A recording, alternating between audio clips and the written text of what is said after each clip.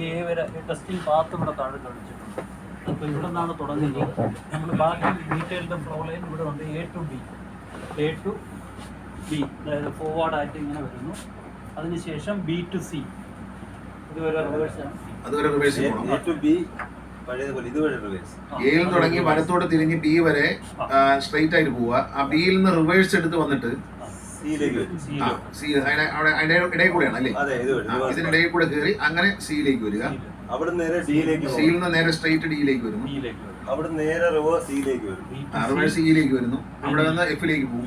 എഫിലേക്ക് പോയി സിക്സ് ആകാണ്. അവിടെ ഇങ്ങനെ കയറി ജി വഴി എച്ചിലെത്തുന്നു. Reverse parking. റിവേഴ്സിൽ വന്നിട്ട് അവിടെ റിവേഴ്സ് പാർക്കിംഗ്, ആ ബോക്സിനകത്തേക്ക് റിവേഴ്സ് പാർക്കിംഗ്. ഇന്റർനാഷണലി എല്ലായിടത്തും റിവേഴ്സ് പാർക്കിംഗ് മസ്റ്റാണ്. കാരണം കാറുകൾ വർദ്ധിച്ചു വരുമ്പോൾ വണ്ടികൾ പാർക്ക് ചെയ്യണ റിവേഴ്സ് പാർക്കിംഗ്. ഇപ്പോൾ ബോംബെ പോയാലും ഡൽഹി പോയാലും ഒക്കെ നിങ്ങൾ റിവേഴ്സ് പാർക്കിംഗ് ചെയ്യേണ്ടി വരും. അപ്പോൾ അവിടെ റിവേഴ്സ് പാർക്കിംഗ് അതിൽ ചെയ്യും. അവിടെ നിന്ന് നേരെ വന്ന് ഗ്രേഡിയന്റിൽ സ്റ്റോപ്പ്. അവിടെ നിന്ന് മുന്നോട്ട് എടുത്ത് വന്നിട്ട് പാർക്കിംഗ് നിന്ന് പുറത്തേക്ക് എടുക്കും വണ്ടി. പുറത്തേക്ക് എടുത്തിട്ട് ഈ മഞ്ഞ കാണുന്നിടത്ത് ഗ്രേഡിയൻ ആണ്, സ്ലോപ്പാണ്. ജയിലൊരു സ്റ്റോപ്പ് ഉണ്ട് സാർ, നടുവിലൊരു സ്റ്റോപ്പ് വരും. ആ സ്റ്റോപ്പിൽ നിർത്തിയിട്ട് വീണ്ടും ഗിയറിട്ട് വണ്ടി എടുക്കണം. അപ്പൊ പുറകോട്ട് പോകാൻ പാടില്ല.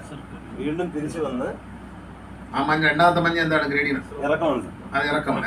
അവിടെ നിന്ന് മുകളിൽ ടോപ്പിൽ വന്നിട്ട് ആ കയറ്റത്തിൽ നിർത്തും. പിന്നെ ഇറക്കം ഇറങ്ങി വന്ന് ഇങ്ങോട്ട് പോയിട്ട് റിവേഴ്സിൽ കൊണ്ടുവന്ന് എയിൽ തന്നെ നിർത്തും.